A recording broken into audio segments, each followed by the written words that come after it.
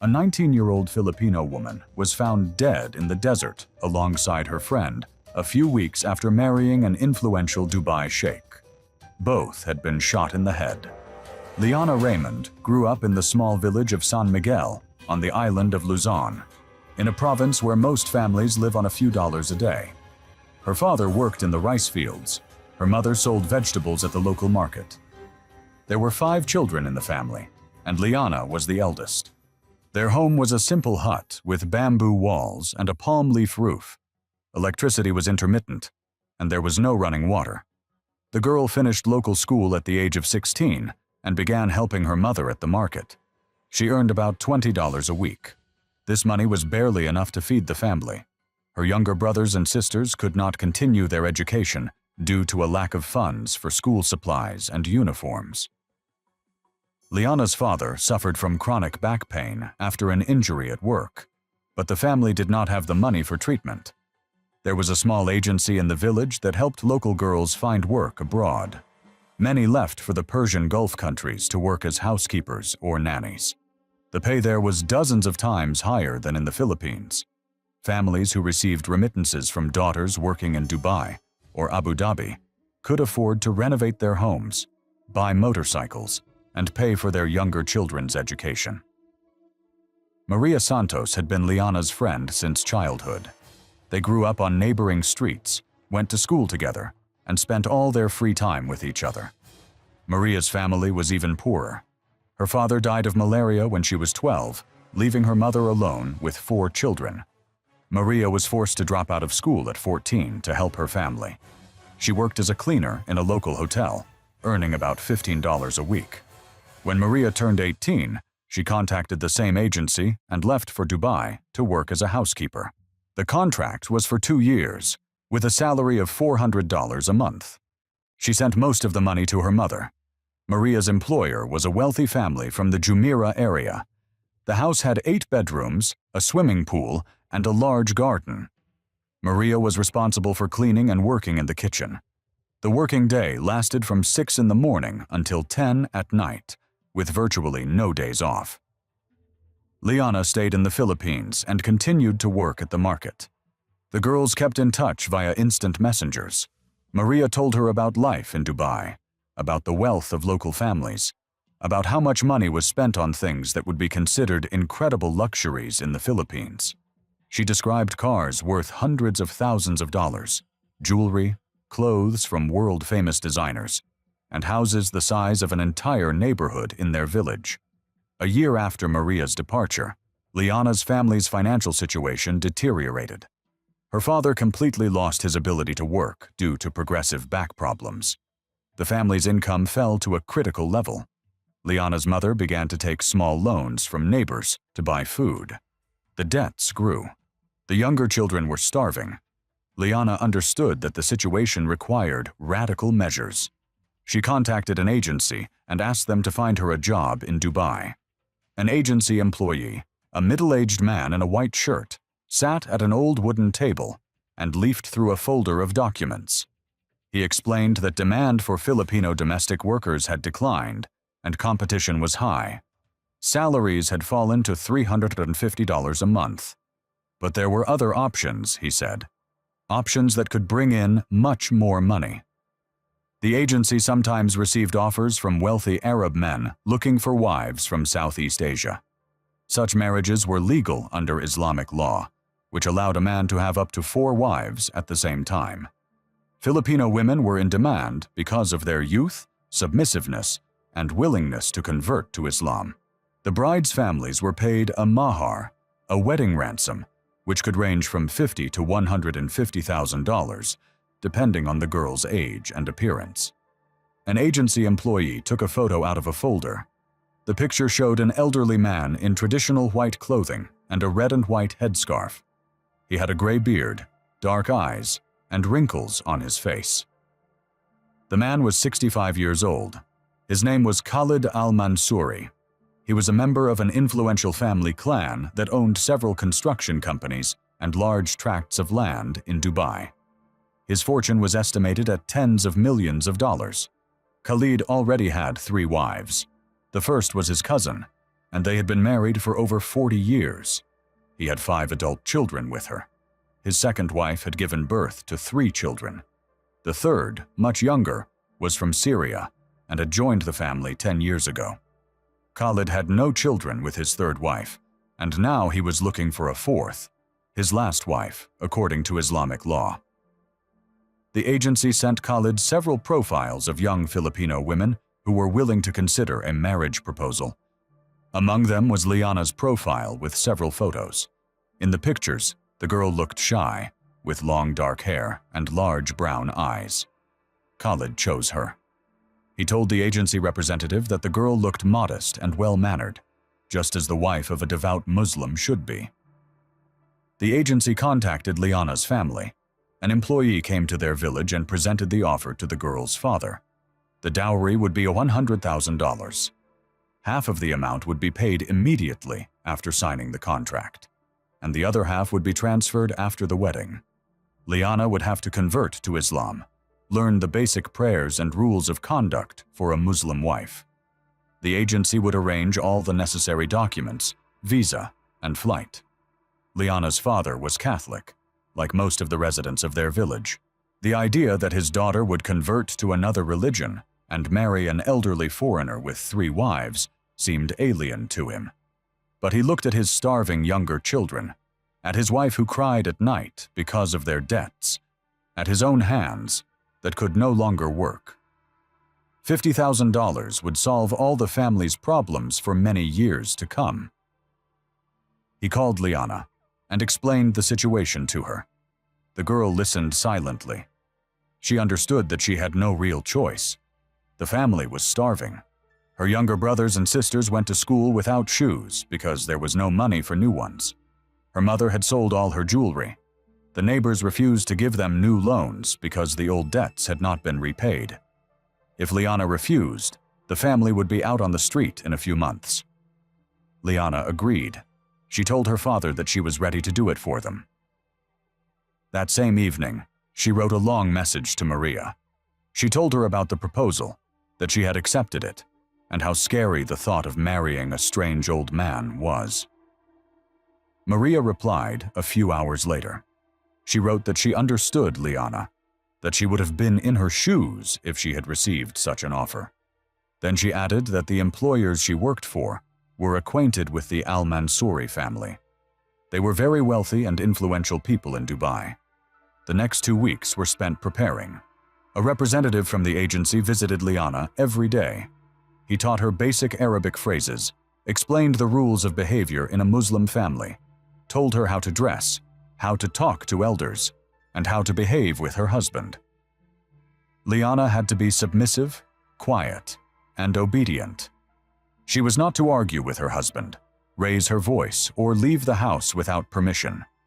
Her task was to serve her husband, bear children, and keep the house in order. Liana also had to undergo a formal ceremony to convert to Islam. The agency arranged a meeting with a local imam, a Filipino who had himself converted to Islam 20 years earlier. The imam explained the basics of the faith to the girl and taught her to recite the Shahada, the testimony of faith. Liana repeated the words in Arabic, not fully understanding their meaning. The imam issued her a certificate of conversion to Islam, which was necessary for the marriage to take place. The agency transferred the first half of the mahar to Liana's father's account, $50,000, an amount the family had never seen in their entire lives. Her father paid off all his debts, bought medicine for his back, paid for his younger children's education for a year in advance, and repaired the roof of the house. He deposited the remaining money in a local bank. Liana's mother cried with relief and guilt at the same time. She understood that her daughter was sacrificing herself for the sake of the family. The day before her departure, Liana met with Maria, who had flown to the Philippines especially for a short vacation. They walked around the village and sat on the riverbank where they had spent time as children. Maria held Liana's hand and said that soon they would be together again in Dubai, that it wouldn't be long, that everything would work out for them. Liana asked what exactly would work out. Maria replied that she had a plan. Khalid is very rich. His family owns real estate, accounts, businesses. If Liana became his wife, she would have access to some of these resources. Maria worked in the home of friends of the Al-Mansouri family, so she knew how the lives of wealthy Arabs were arranged. Wives had their own money, their own jewelry, their own accounts. Khalid would give Liana money for expenses. Over time, she will be able to save enough for them both to return to the Philippines and start a new life. A life where they won't have to hide. Liana listened and nodded. She asked how long it would take. Maria said a year, maybe 2. They would have to be careful, not arouse suspicion, and save money discreetly. Khalid must not suspect anything. Liana must be the perfect wife, quiet, submissive, grateful. And then, when they had saved enough, they would disappear. They would fly back to the Philippines, to another province where no one knew them. They would buy a small house and open a shop or a cafe. They would live together, as they had always dreamed. Liana asked if it was dangerous. Maria replied that it was dangerous, but they had no other choice. They couldn't be together in the Philippines. Their families, their village, their church would never accept their relationship. It wasn't possible in Dubai either, but there was money there. Money that would give them freedom. They just had to be patient and careful. On the last night before her departure, Liana hardly slept. She lay in her bed and stared at the ceiling. She heard her father snoring in the next room, her younger brothers and sisters tossing and turning.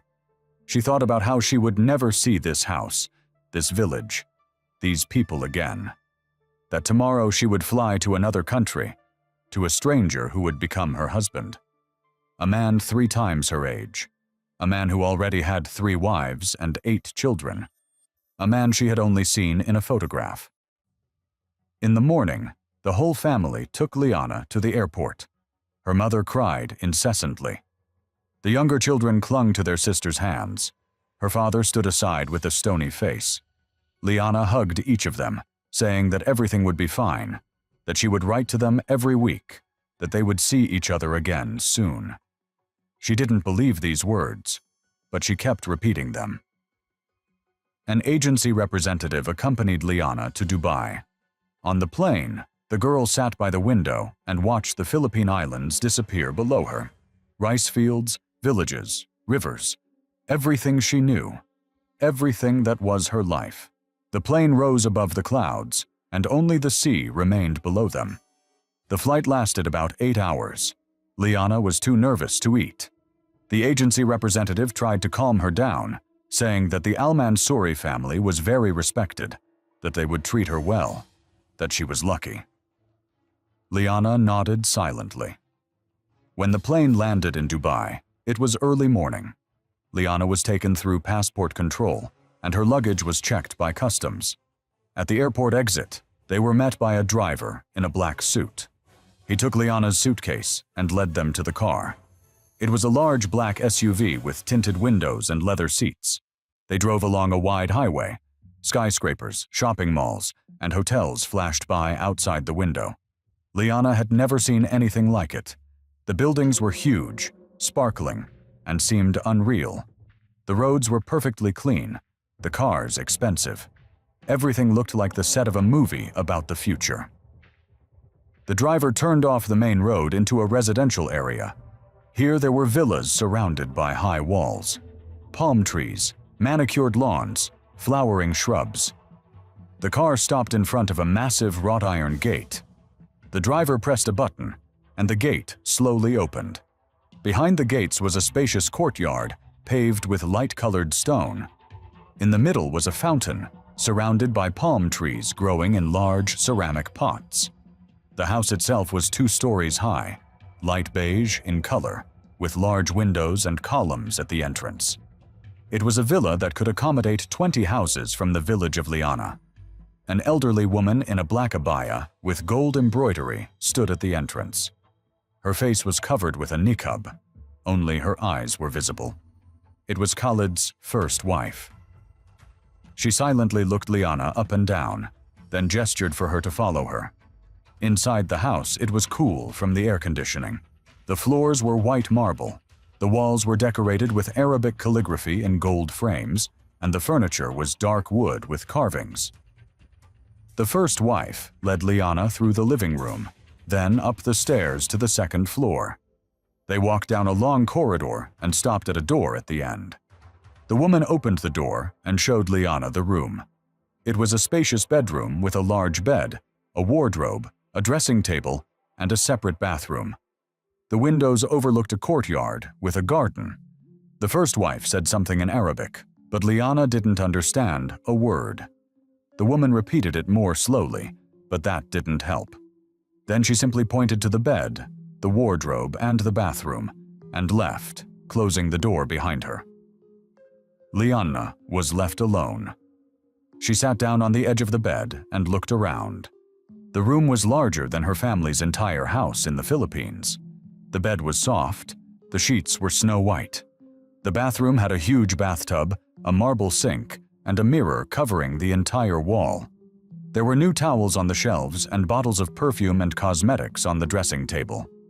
Liana went to the window. Below was a garden with fruit trees, rose bushes, and stone paths. In the corner of the garden, she saw a small building that looked like a guest house. Perhaps the servants lived there. She thought of Maria. The girl worked not far from here. Maybe they would see each other soon. Liana took out her phone and wrote Maria a message. She told her that she had arrived, that she had been brought to the house, and that she was in her room. Maria replied almost immediately. She wrote that she was glad Liana was safe, that she needed to be quiet and obedient, that they would see each other soon. In the evening, a young maid came for Liana. The girl was from Indonesia and spoke broken English. She brought Liana an abaya and a hijab and explained with gestures what she needed to put on. Liana changed. The abaya was made of thin black fabric, and the hijab covered her hair and neck. The maid nodded approvingly and motioned for her to follow her. They went down to the dining room on the first floor. A long table was set with food. There were dishes with rice, meat, vegetables, bread, and fruit. Several people were sitting at the table. The first wife was at the head of the table. Next to her were two men in their 30s, probably Khalid's sons. Further down sat two women in hijabs, one of them holding a child in her arms. Two more children sat on high chairs. Everyone was speaking Arabic. Liana was seated at the end of the table. Everyone fell silent and looked at her. The first wife said something. Everyone nodded and continued eating.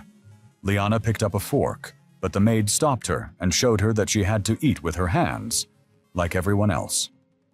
Liana tried to repeat the action, but it was uncomfortable and awkward. Khalid was not at the table. Liana wanted to ask about him, but did not know how. After dinner, everyone dispersed. The maid accompanied Liana back to her room. The girl lay down on the bed and stared at the ceiling. She didn't know what would happen next, when she would see Khalid, when the wedding would take place, what would be expected of her. The next morning, the maid woke Liana up. She brought breakfast on a tray and left it on the table by the window. After breakfast, the first wife arrived with an interpreter, a young man in a white shirt and jeans. He explained that he was Khalid's nephew and would help Liana with translation until she learned Arabic. The first wife said through the interpreter that the wedding would take place in 3 days. Until then, Liana had to stay in her room, study prayers, and prepare. A teacher would come to her and teach her the basics of the Islamic faith and the duties of a wife. After the wedding, she would become a full member of the family and Khalid's fourth wife. The next 3 days were a blur. An elderly imam came to see Liana every day. He spoke English with a strong accent and explained to her the rules of Islamic marriage, the duties of a wife, and the importance of obeying her husband. Liana listened and nodded, although much of what he said frightened her. The imam said that a wife must obey her husband in everything, that a husband has the right to punish his wife if she disobeys, and that a wife's main duty is to bear children and serve her husband. On the evening of the third day, the wedding took place. It was a small ceremony at home, attended only by family members and a few close friends of Khalid. Liana was dressed in a luxurious golden wedding dress embroidered with stones. Her hair was styled, her face was made up. She did not recognize herself in the mirror. The ceremony took place in the large living room. Liana sat on a chair surrounded by women from her family. The imam recited prayers in Arabic. Then Khalid was brought in. He was dressed in snow-white clothes, his beard was neatly trimmed, and he smelled of expensive perfume. He sat down opposite Liana, looked at her appraisingly, and nodded with satisfaction. The imam asked Khalid a question, and he answered in the affirmative. Then the imam addressed Liana through an interpreter. He asked if she agreed to become the wife of Khalid al-Mansuri. Liana looked at all the unfamiliar faces around her, at Khalid with his gray beard and cold eyes, at the luxurious house that was now her cage. She thought of her family in the Philippines, of the $50,000 that had saved them from poverty. She thought about Maria, who was waiting for her, about the plan they had to carry out. She said yes. The imam recited a few more prayers, and the marriage was sealed. The guests congratulated Khalid, and the women hugged Liana. A table was set with food, but Liana hardly ate anything. She felt as if none of this was happening to her, as if she were watching someone else's life from the outside. Late in the evening, when the guests had left, Khalid approached Liana. He took her by the hand, his palm dry and rough. He gestured for her to follow him. He led her up the stairs to the second floor, but not to her room, to his. His bedroom was huge, with a bed larger than Liana's entire room in the Philippines. He closed the door. Khalid spoke in broken English. He said that Liana was now his wife and had to fulfill her duties.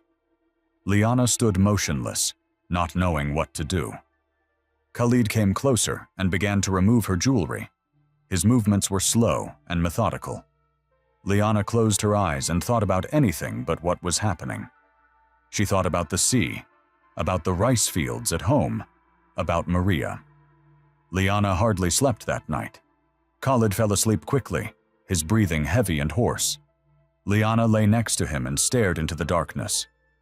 When dawn broke, she quietly got up and returned to her room. She sat on the bed and sat motionless for a long time, staring at one spot. In the days that followed, a certain routine was established. Liana had to wake up early, perform her morning prayers, and then go down to breakfast with the rest of the family. She sat silently, ate little, and answered questions monosyllabically through the interpreter. The first wife treated her coldly, but without open hostility. The second and third wives paid little attention to her. Khalid's children, grown men and women, looked at her with curiosity or indifference. During the day, Liana spent her time in her room or in the garden. She was not allowed to leave the villa unaccompanied. Khalid gave her a credit card for shopping, but there was nothing to buy, and no one to buy it for. A maid brought her food, did her laundry, and cleaned her room. Liana tried to talk to her, but the girl spoke only Indonesian and a few Arabic phrases. In the evening, Khalid usually summoned Liana to his room. Sometimes he just talked to her through an interpreter, asking how she was feeling, whether she liked life in Dubai, whether she was happy. Liana replied that everything was fine, that she was grateful to him for everything. Khalid seemed satisfied with her answers. He said she was a good girl, obedient and modest. That's exactly what a Muslim wife should be like. A week passed. Liana wrote to her parents that everything was fine, that she was being treated well, that she was happy. It was a lie, but she couldn't write the truth. Her family had received the money, and their lives had changed. She couldn't ruin that. Her mother replied with long messages, telling her how they had renovated the house, bought new furniture, and enrolled the younger children in a good school. Her father had found a job as a security guard at a local store, and his back hurt less after treatment. Liana also wrote to Maria every day, short messages about how her day went, what she ate, what she did. Maria rarely replied, usually late at night when she finished work. She wrote that she was very tired, that her employers were demanding, that she missed Liana. She promised that they would see each other soon. 2 weeks after the wedding, Khalid announced that his first wife's family was hiring new servants. They needed a girl to work in the kitchen and help around the house. His first wife was no longer young, and it was difficult for her to cope with all the chores. Khalid asked Liana through an interpreter if she knew anyone from the Philippines who was looking for work. Liana replied that she had a friend who was currently working for another family, but would like to change jobs. Khalid said he could arrange for the contract to be transferred if the girl was a good worker. Liana assured him that Maria was very hardworking and responsible. Khalid nodded and said he would contact the right people. 3 days later, Maria's contract was transferred to the Al-Mansouri family. Her former employers did not object because Khalid's family was influential, and it would have been unwise to refuse them. Maria arrived at the villa on Saturday morning. Liana watched from her bedroom window as the driver brought her in his car. Maria got out with a suitcase and a bag. She was dressed in simple jeans and a t-shirt, her hair tied back in a ponytail. The maid showed her into the house and showed her the servants' quarters in a separate building in the garden. Liana couldn't approach Maria right away. That would have aroused suspicion. She had to act as if they were just acquaintances, not close friends. She waited all day for the moment when she could see Maria. In the evening, when everyone had left after dinner, Liana went out into the garden. She pretended to be taking a walk. She approached the servants' quarters and knocked quietly on the door. Maria opened it. They stood and looked at each other for a few seconds. Then Maria pulled Liana inside and closed the door. She hugged her tightly. Liana felt all the tension of the last few weeks leave her. They sat down on the narrow bed in Maria's small room. The room was simple, only a few square meters. A bed, a wardrobe, a small window. Maria asked how Liana was feeling. Liana said she was fine. Maria looked at her closely and said she knew that wasn't true. Liana began to cry. Everything she had been holding back these weeks came pouring out. She told Maria about the wedding, about Khalid, about how she hated every minute in this house. Maria hugged her and said that it would all be over soon, that they just had to hold on a little longer. They agreed to meet at night when everyone was asleep. Liana would climb out of her bedroom window, which was on the first floor, into the garden. They had to be very careful. No one could find out about their meetings. In the eyes of the family, Liana had to remain an obedient wife, and Maria just a servant. The following weeks passed in this double existence. During the day, Liana played the role of Khalid's wife. She prayed, sat with the family, smiled when necessary. In the evenings, she went to Khalid and let him do what he wanted. She closed her eyes and thought about something else. Khalid either didn't notice her absent gaze or didn't pay attention to it. To him, she was an obedient body, performing a function. At night, after midnight, when the house fell asleep, Liana quietly climbed out of the window. The garden was dark, with only a few lanterns lighting the paths. She quickly made her way to the servants' quarters. Maria was always waiting for her. They spent an hour or two together, whispering, holding hands. Those were the only hours when Liana felt alive. Maria worked in the kitchen from 6 in the morning. She prepared breakfast, helped with lunch and dinner, washed the dishes, and cleaned the dining room. There was a lot of work, and the first wife watched everything closely and strictly. Maria did not complain. She told Liana that the main thing now was that they were together, and that nothing else mattered. They began to discuss a plan. Liana had to save money. Khalid gave her a card for shopping, and she could withdraw small amounts of cash so as not to arouse suspicion. $500 once a week. She said she was buying clothes, cosmetics, and gifts for her family in the Philippines. Khalid didn't check. He was so rich that these amounts seemed insignificant to him. In a month, Liana had saved about $3,000. She hid the money in a suitcase with a false bottom, which she made by cutting open the lining. Maria also saved her salary, $400 a month. She sent $200 to her mother and hid the rest. They calculated that in 6 months they could save about $15,000. That would be enough to buy tickets to the Philippines, rent a house in another province, and start a small business. But 6 months is a long time. Too long. Liana felt she couldn't hold out that long. Every evening with Khalid became more and more difficult. She started taking sleeping pills, which she secretly took from his first wife's medicine cabinet. She drank before going to Khalid to feel detached, as if it wasn't happening to her. Maria noticed the changes in Liana. The girl became silent, her gaze dull. She hardly ate and lost weight. Dark circles appeared under her eyes. Maria became concerned. One night when Liana came to her, Maria asked her directly how long she could live like this. Liana said she didn't know. Maybe a month, maybe less. Maria made a decision. She said they wouldn't wait 6 months. They would leave earlier. They already had about $4,000, which would be enough for tickets and the first few months. They could leave in a few weeks. Liana asked how exactly. Maria said she had an acquaintance, a driver from Bangladesh who worked for her neighbors. He could take them to the airport early in the morning when everyone was asleep. They would fly to Manila, then travel to another province. No one would find them there. Liana listened and felt hope rising inside her. Real tangible hope that this nightmare would soon be over.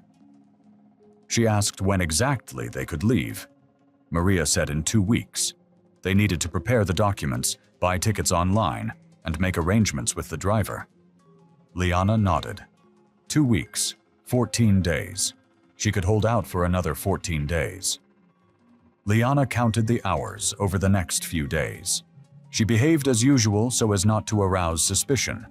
She prayed, ate with her family, and talked to Khalid through an interpreter. But inside, all her thoughts were of escape. Maria bought tickets for a flight to Manila, departing on Saturday at 6 in the morning. They made arrangements with the driver, who agreed to take them for $200. Maria said they needed to leave at 4 in the morning to make it to check-in on time. There were 5 days left. Liana packed her things into a backpack. A minimum of clothes, documents, money. Maria also packed a bag. They were ready. Each night brought them closer to freedom. But after 3 days, something changed. Khalid began to behave differently. He started watching Liana more closely. He asked strange questions. He asked where she went in the evenings, why she didn't sleep at night. Liana replied that she just walked in the garden because she couldn't sleep. Khalid looked at her for a long time, studying her, then nodded and let her go. Liana became worried. She wrote to Maria that Khalid suspected something. Maria replied that they needed to be even more careful, that there were only 2 days left, that they had to hold out. On Thursday evening, Khaled did not call Liana to his room. This was strange, as he usually called her every evening. Liana stayed in her room and waited, but no one came. She went to bed, but could not sleep. Something was wrong. On Friday morning, Khalid's first wife came for Liana. She had an interpreter with her. The woman said through him that Liana had to go with her to the mall. They needed to buy new clothes and gifts for the family. Liana was surprised. She usually never left the house, but she couldn't refuse. She nodded and went to get dressed. They drove in a car with a driver. The first wife sat silently, looking out the window. Liana tried to talk to her through the interpreter, but the woman answered in monosyllables. They arrived at a large shopping center and spent several hours there.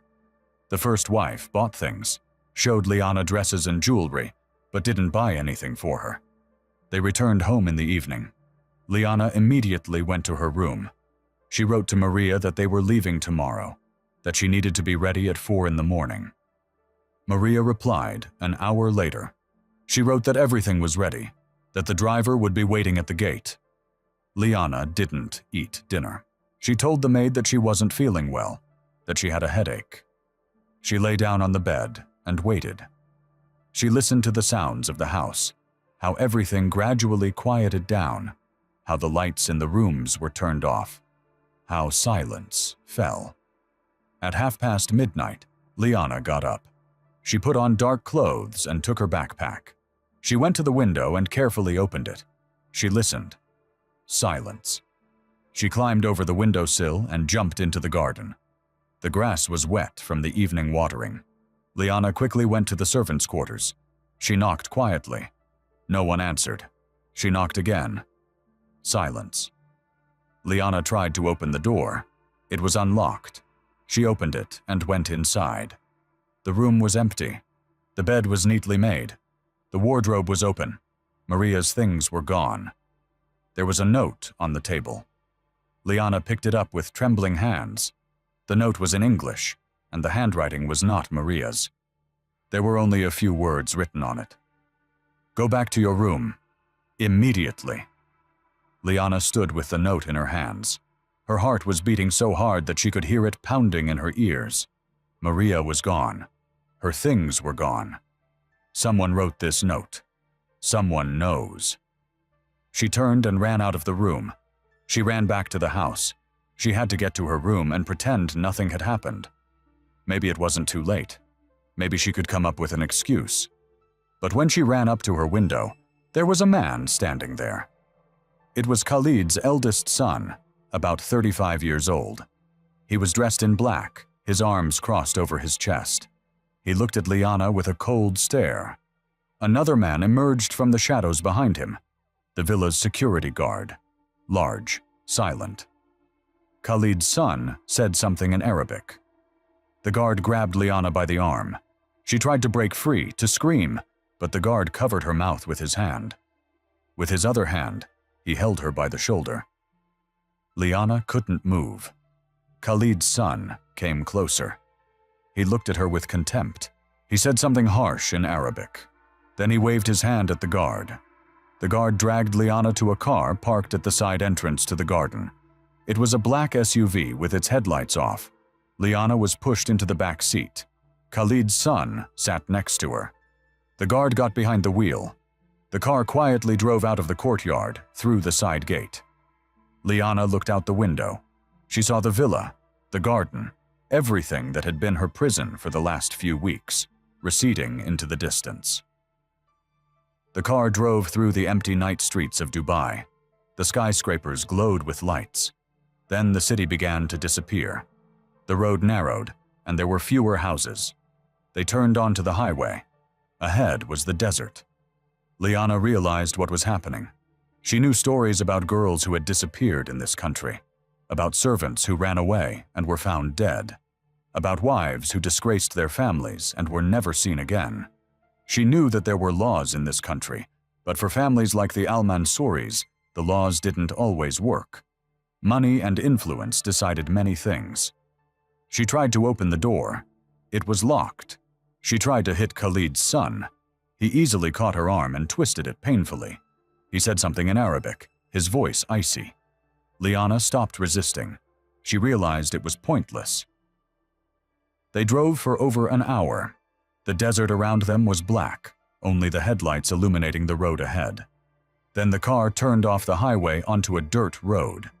They drove for another 20 minutes. They stopped in the middle of nowhere. There was only sand around them. The guard got out of the car. He opened the trunk. He took out 2 shovels. Then he opened the back door and pulled Liana out. She fell onto the sand. She tried to stand up, but her legs wouldn't hold her. The guard pulled someone else out of the trunk. Maria. The girl was wearing the same clothes Liana had last seen her in. Her hands were tied behind her back. Her mouth was taped shut. Her eyes were wide with terror. They were placed side by side. Khalid's son got out of the car. He took a gun out of his pocket. It was black and matte. He looked at the girls for a long time. Then he threw shovels at their feet. He said something in Arabic. The guard translated it into English. Dig. Liana looked at the shovels, then at Maria. then at the endless desert around them.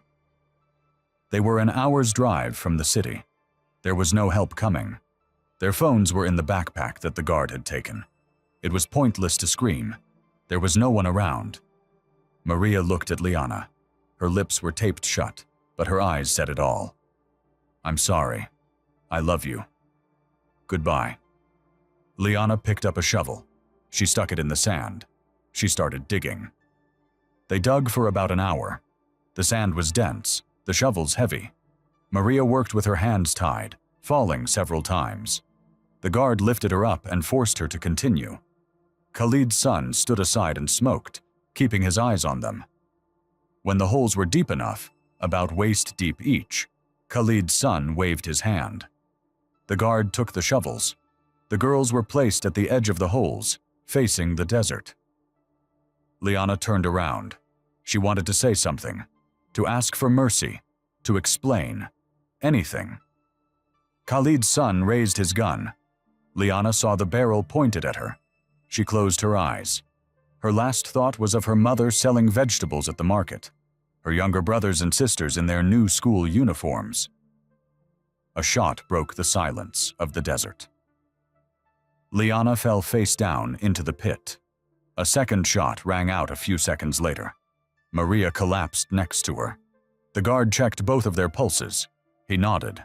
He took a shovel and began to fill the pits with sand. He worked quickly and methodically. Half an hour later, only 2 small mounds remained.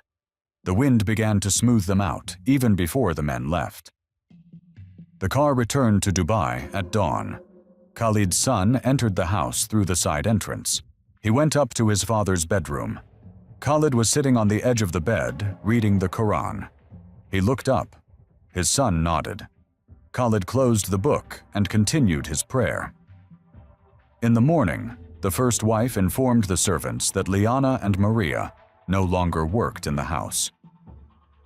The girls' belongings were packed into boxes and thrown away. Liana's room was cleaned and locked. A week later, a new maid from Sri Lanka took Maria's room in the servants' quarters. An agency representative called Liana's family in the Philippines.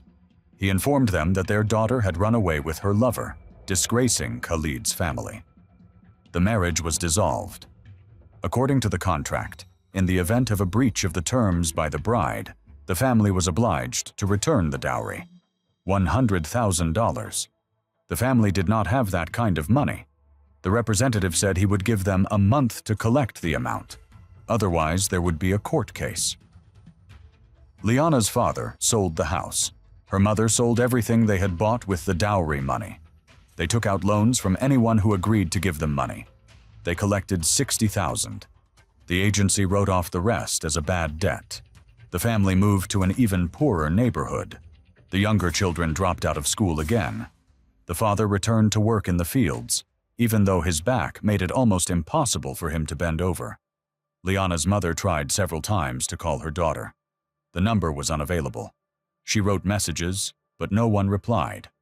She reported her daughter missing to the Philippine police. The police contacted the authorities in Dubai. They replied that no report of a missing Philippine citizen had been received, and that, according to immigration records, Liana Raymond had left the country 3 weeks earlier on a flight to Bangkok. Maria's mother received the last money transfer from her daughter at the beginning of the month. Then the transfers stopped. All contact was lost. The woman also contacted the police and received the same response. The two mothers met and compared their stories. They realized that their daughters had disappeared on the same day. They tried to attract the attention of the media and wrote to several newspapers. One small newspaper published a note about the missing girls, but the article was not widely circulated. A lawyer who agreed to help the families free of charge tried to obtain information about the girls' whereabouts through the Philippine embassy in the UAE. The embassy sent a request to the Dubai police. The police replied that both girls had left the country voluntarily and that no crimes had been reported. The case was closed. Khalid al-Mansouri continued to lead a normal life. He visited the mosque 5 times a day. He prayed long and intently. He donated money to charity. He was respected in the business community as an honest and God-fearing man.